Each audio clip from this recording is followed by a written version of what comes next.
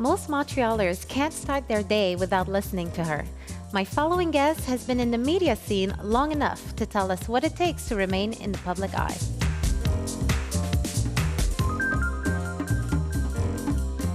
Hi, I'm Natasha Gargiulo. I'm a TV and radio host here in Montreal, and I'm passionate about a lot of things, but right now, what matters to me is the city of Montreal, culture, food, empowering women, and my daughter.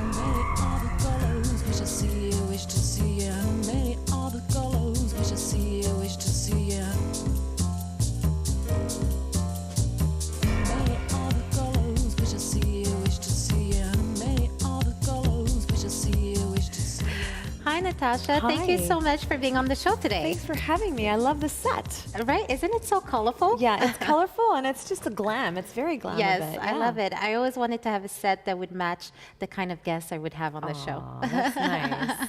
So who has sat on this great couch? So many women. I'm sure a lot of them that you know, especially since you've been in the media industry for so long, you come across so many characters, interesting characters, I could imagine. I do.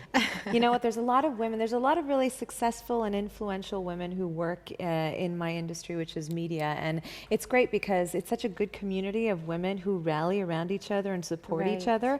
And when we actually see each other out in the field, we're out there supporting one another, asking each other what's next on the agenda. So it's really a great environment for us to be in. Right. Yeah. And like you say, the women rally around each other, and that's not something I expected when I started the show. I didn't know what I would encounter. I didn't know if women would be supportive, or unfortunately there's a reputation of women being catty or competitive. So I didn't know.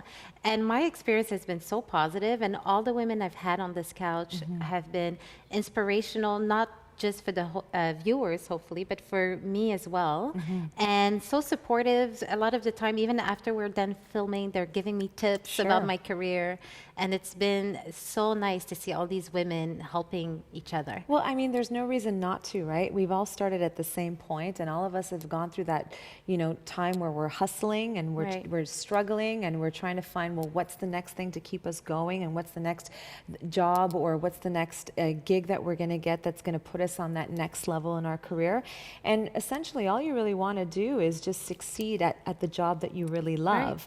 So if you can help someone give some tips on how to get through the industry and how to, make it work for you, then why not? I mean, I had very influential women in my career who gave me wonderful advice on how to get to where I want in my life. And I think, it's a competitive field, 100%. It is. But it's also a very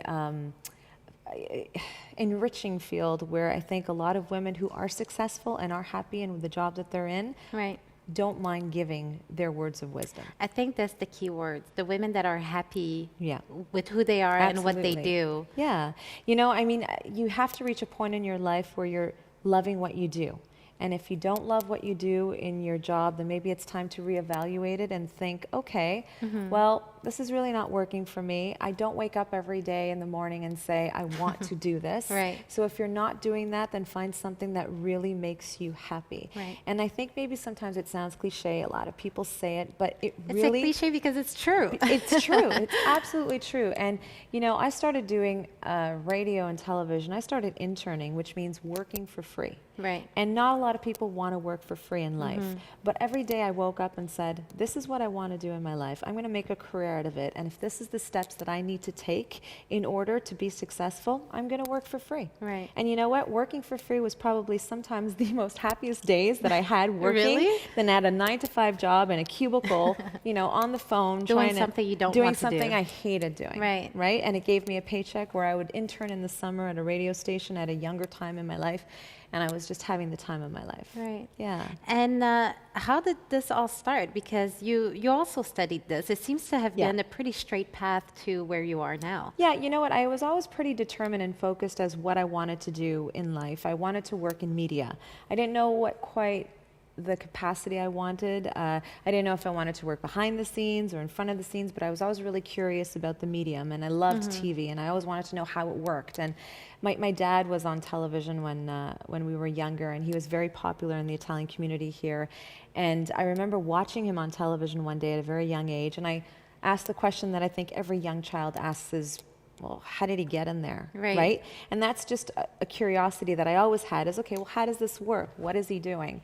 And then I just fell in love with, news. Okay. And I fell in love with the way television was put together. And I loved watching entertainment shows, and I loved watching comedy shows and variety shows, and I just wanted to be a part of that industry, but I didn't know in what way. So I always knew I wanted to study in communication studies and figure out if it was film, radio, television, producing. And you tried a few things within the media industry. Absolutely. Well, I mean, the communication studies here at Concordia was just great because it gave you a taste of what, every medium was about: film, sound, TV, and then at that point you just, photography, and at that point you just decided what path you wanted to take. And at that point I knew, okay, you know what? I want to make television, or I want to make something really creative, and I want people to watch it, or I want to be a part of something that somebody watches. Okay. And TV was always my passion, but I got into radio first. Right. And at that point, you take anything you can because it's always a foot that leads you into, a stepping stone. A stepping stone that leads you into the next direction. And so my first job was actually in radio, and I was interning in radio at first, but I took it because I just felt, you know what, there's no one that's going to come to me and say, hey, I got a job for you. I'm going to put you on the radio. I'm going to give you your own show. I'm a nobody. And this girl born and raised in Montreal, coming out of school, you need to start somewhere, and you need to prove that you are really passionate about this industry. And although you know nothing, because as much schooling can provide for you, you really don't have any hands-on experience. Oh, it's different. You need Learning to get it. Learning about it and doing it, two different things. So I knew that, and I just knew that I had to get some hands-on experience, and that's what I did. Okay. Yeah. And so it started with the internship on the radio. Yeah. How did you go from the internship to the morning show on Virgin Radio? It was a long journey. No, you know what? Everything I think in my life has been about timing. Okay. And I also feel that every time there was that moment where I felt frustrated and I didn't know if I could go on or this industry was for me, I felt, okay, just one more time. Just let me try one more time. And I was interning at a radio station. The radio station offered me a job in promotions. And I never wanted to work behind the scenes in radio. I enjoyed it, but I really wanted to try my talents at broadcasting and being on air. And I had a great boss at the time who told me, you know what? You want to go and play in the studio? Go ahead and play. It's your playground. Just go in there and explore it and see how you sound. Create a demo for me, listen to people at the station. And there were such great mentors at the station at the time who, again, would always just take me aside and give me some great advice, would listen to my demos, tell me what I had to improve on. And that's where it happened. And I started doing some shifts on the radio, and it just so happened that there was a producer in Montreal who was looking to create a documentary on the Italian community here. They were looking for a girl who was very, close to her roots in the Italian community. And I went for an audition. And you got it. That led me to a documentary in Montreal, which led me to a weather position on global television, which led me to entertainment on global television, which led me to being on a national entertainment show in Canada, which is ET Canada. And then the radio station, which I interned at so many years ago, ended up calling me saying, we want you back. Oh, wow. We want you back because I created this, I guess, niche for myself in a market that was unfortunately dying here in Montreal. Not the entertainment industry in Montreal, but the fact is that English television was cutting back budget-wise. And they weren't covering arts and entertainment or sports every day like they used to because of budget cuts. So I just said, well, I got to do something about this. And you did. And I did. And I did. Well, I think I did. I'm still working on it, right? Well, I mean, that was going to be my next question in terms of staying. It's one thing to pierce through the industry, but what about staying in it? Well, there's always going to be that girl. What's your hustle? My hustle. Every day I hustle. I think we always hustle, and when you stop hustling, it becomes boring. And when it becomes boring, then you're not interested anymore in what you do. And I think if you hustle, it's because you really love your job and you want it. And I've always wanted it. And I think right now in my life, I have a daughter, and there's a whole new perspective on what I want to do in this industry because of her. And I think, nowadays I want to make more meaningful television. I want to talk about more meaningful issues on the radio, things that are, you know, attracting me to other moms out there. And I think a way of staying relevant is always just reinventing yourself. Right. And seeing what stage you are in your life, not giving up what you love, but trying to figure out how you can relate to people who are still listening to you. Because you have haters and you have people who love you. Right. And you got to really see, okay, well, the people who love me, why do they like me and why are they following me? And you really got to appeal to that audience and find how to keep them following you all the time. So right now I'm at a stage in my life where I'm hosting a #1 morning show in Montreal. I'm on a national entertainment show in Canada, and I'm a mom. Right. And I want to merge those together and appeal to that audience. And I think you do it beautifully. I mean, Thanks, darling. we were saying off the air about all the mommy bloggers, and I think the mothers are really relating to you. And I think one of the reasons are when you do mention your experience as a mother or your daughter on the show. I mean, I've heard you mention it on Virgin Radio. You do it in such a realistic way. You don't try to paint a pretty picture Really? of parenting. Because it's the truth. But that's what women relate to. Well, because, you know, parenting is hard. Parenting is difficult. It's the best, I know, and again, this is going to sound cliche, but it really is. It's the best gig I've ever had in my life, and it will continue to be the best job I ever have in my life, being a mom. However, it's the most challenging and most difficult job I've ever had. And, you know, I'm not the way my mom was when she raised me. I don't know if you're like your mom, but I come from a generation where my mom was 100% full-time job being mom. Right. And nowadays, women, Right, same here.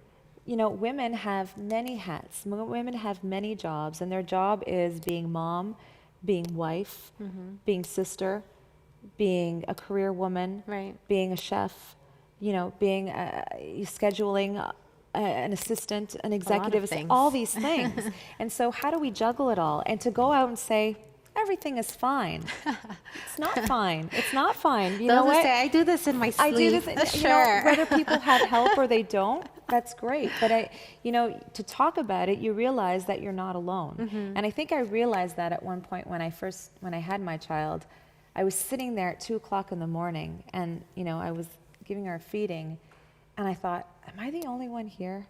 Am I the only one in this life that is doing this? No. So why aren't we talking about this stuff? Why aren't we being more open about the fact that motherhood is hard, and being a career woman and wanting your job as much as you want to be a mom, it's not a bad thing. It's a good thing to want both. It's a good thing, yes. So that's why I talk about it. I think also when people look at you, they think, oh my gosh, she has a fabulous life. She looks fabulous. Everything must be pretty, you know, easy peasy. So it's a nice contrast to hear you, you know, describe such a realistic, you know, perspective of your life. You know, like I said, every day is a hustle, and you should see my car. I've got like a couple of shoes in the back seat. I live out of my car, literally. I have clothing there, and, you know, my house is a mess sometimes, and I used to be so preoccupied with everything being perfect. Right. And then I realized it doesn't have to be perfect, because the only thing that matters is that I am a good mom. Right. And I try to be. And I just want to be a really great role model to her, whatever that will be to her. And I really want to be successful in my job, because I think if I'm happy in my job, I will be a great mother to her as well. Right, and it's a great example. Yeah, definitely. But I am not perfect. I don't know lots of women. You know what? It may appear that way, but we're not perfect women. Right. I would love to meet a perfect one, see what that's like. You know what? We all go home at the end of the day, and we all deal with our mess. Right. And that's okay. Right. That's what makes us human. Absolutely. Absolutely. Now, you mentioned people who love you and who follow you, and then the haters. Sure. And trying to figure out those who do follow you, why it is. But what about the haters? What do you do with them? How do they inspire you? It inspires you to keep on doing what you're doing, right? And it motivates you. But I mean, they keep you on your toes. They keep you on your toes. I mean, I remember when I first started off in this industry, I was telling you, you know, I literally came from graduating in university at Concordia. And then I started interning, and I was a no one, right? And I would go out there, and I got my first TV gig, and people were just very critical as to who I was and why I was on television and what was my background and why am I there. And, you know, I would be put out in a storm, a winter Montreal storm, and my scarf was blowing around, and people would email this news director and say, well, why is her scarf blowing around? And, you know, I think people like to criticize. Right. And that's okay, because you're not going to be liked by everybody. But I think the minute you realize it's okay that not everybody likes you is the minute that you're going to keep on being better at your job, because you can't please everyone. It's impossible. You can't. You don't like every show that's on primetime, right? Right. No. Okay, so you don't like every, you know, juice that's out there. But the fact is that you are who you are, and people like you, and the ones who don't, I'm sorry, I mean, right? If you don't, you have a choice. Right. And that's another thing. You have a choice. You have a choice to either keep listening or keep watching or change the dial. Right. And the fact is that they don't. So there's something about you that they like, or they just want to keep on picking on you. And that's okay. That's all right. Now, what kind of advice would you give to women looking to pierce into the industry, trying to get their breakthrough? Oh my goodness. You know what? I think network in this industry. Like you said, there are so many women in this industry, and all the women who have sat down on this couch, they've given you such great advice. And that advice is so valuable. Don't be afraid to ask questions, and don't be afraid to sit down with somebody who you admire or who you look up to or who you kind of have a curiosity about. Sit down with them and ask them questions. Right. Ask them how they started and feed off of that knowledge, and then, you know, make it work for you. There's nothing wrong with, you know, asking someone, can I just have a minute of your time? I really want to get into this industry. Right. I really want this job. How did you go about it? Because learning from their story will help you make yours. Definitely. Yeah. But you know what? So many people are afraid of that. They're afraid to be a bother or to come off maybe insecure or unprofessional. They don't want to, they don't want to look like rookies maybe. So some people are afraid to ask questions. Yeah, well, you know what? Don't. Don't be afraid to ask, because if you don't ask questions, again, it's not going to work. It's not going to happen for you. If you're not curious about your job, if you're not curious about how the industry works, then how are you going to succeed at it? Another piece of advice that I would give anybody in any industry that they're going into is you have to do the work. Right. Nobody is going to do the work for you. Do the legwork. I know there's been a couple, there's been many people who have interned or shadowed me. Okay. And a couple of them were just totally turned off about the fact that I actually had to do a lot of work for this job. Okay. A lot of people think that being on television or on radio, it's a very glamorous job because you're either in front of a camera and you look great because, you know, you have a makeup artist and a stylist making you look good. Right. But the job really isn't about looking good. The job is about really up here, and the fact that you can make what you do seem natural. Right. And what you do catch the attention of so many viewers or catch the ear of so many listeners. And that's what the job is all about, is just being natural and being yourself. Right. But you have to be good at it. Definitely. Right? And you have to know what you're People talking about. will definitely tell you if you're not good Right, at it. exactly. And you have to know what you're talking about. You Yes. can't go into an interview and not have any clue on who you're talking to or what their story is about. It won't work for you. Right. I don't know many people who are good at faking this type of job that we do. No, it's not something you can fake. Right. There is a lot of legwork in the back. Yeah. A lot of coordinating to do Sure. and research and reading. A lot of hustling. A lot of hustling. There you That's go. it. There you go. But in the end, it's rewarding. You love what you do, and Exactly. I'm sure you're very, and I mean this in a great way, but you're very in control of this show because you want to be successful at it. Yes. So, you're doing your own research, you're planning your own guests. Right. And And it's because it's my baby, it's a representation of me as well. So I definitely want to be involved in a lot of things. Sure. And but definitely some people think I just show up, I sit here and I smile at the camera. No. But she probably does wake up looking like this. I wish. I wish I tried. Maybe if I sleep in my makeup, I will. That wouldn't be a good thing. But yes, there's definitely more involved in it. But I love the challenges, and I find that the more you do it, the better you get Sure. at it. Like everything, practice makes perfect. If you listen to my first day on air, it is so amateur. I say, who is that girl and why did you hire me? I sound terrible. But I mean, it's just finding your comfort level and then just working with it and just trying to find who you are as a personality. Yeah. See, on the camera, that's been more my comfort zone. Radio, I have just started to practice with that. And like I said off the air, the first time was a disaster. I could hear my voice and I kept thinking, my God, do I sound annoying? Is that what I sound like? What does your husband think?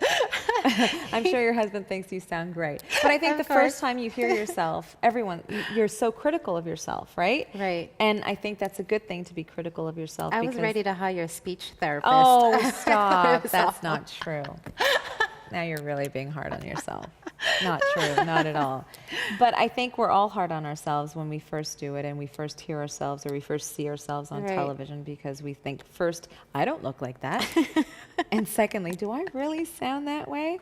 But then you just practice on what sounds comfortable to you. Yeah. And I remember after that demo, I listened to your show. She sounds so great. She sounds like a natural. Really? Thank you for saying that. But I really find that radio has made me become a more natural TV.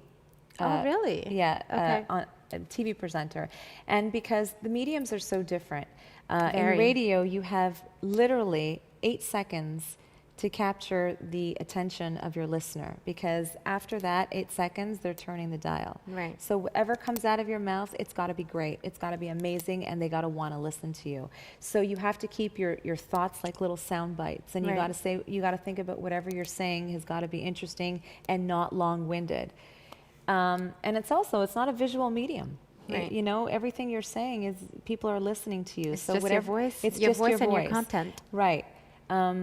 But radio has definitely made me more comfortable being on television, just because there's a lot less to worry about on radio. Right. So you become more comfortable with it. You become more comfortable with your speech, your tone, and you really are talking to your best friend. That's the best advice someone has ever given me, is you're not talking to millions of Montrealers. You're talking to that one friend of yours. That's a good tip. And actually, my program director had told me at one point, put a picture of somebody that you really feel comfortable with. Do you? Do you have a picture in the booth? No, I don't. But you know what? When I used to think of somebody that I was really comfortable talking to, and every time I would put the mic on, it would just be that one person. Oh, nice. Yeah. Nice. And I'd still do it sometimes. If I've got a really, stressful interview, or if I'm talking to somebody who's very influential and it, gives me the little nerves. Right. I'll think of that person and just say, I'm just talking to that person. Okay, good. Yeah. Well, that's a great tip. Well, next time I get to do another radio demo, I will try that one. I know some people say, imagine somebody naked, because it'll put a smile on your face. No, I imagine just someone I'm really comfortable talking to. And it seems to work. Oh, amazing. I'll try that. I'll let you know how that goes. Got it. Thank you so much, You're Natasha. welcome. I really appreciate you Thanks making for the having time me. and all the great tips you've just given us. I don't know if they're great, but well, I'll be using them. Oh, you will? Okay, great. Let me know how it goes. I hope it works better out for you. I'm going to call you. That didn't work. You can call me anytime. Thank you so much. Thank you you for being on the couch. Thanks. I love it. Can we put our legs up? And thank you to you guys for joining us on another episode of Couch Talk. And make sure you join us for the next one.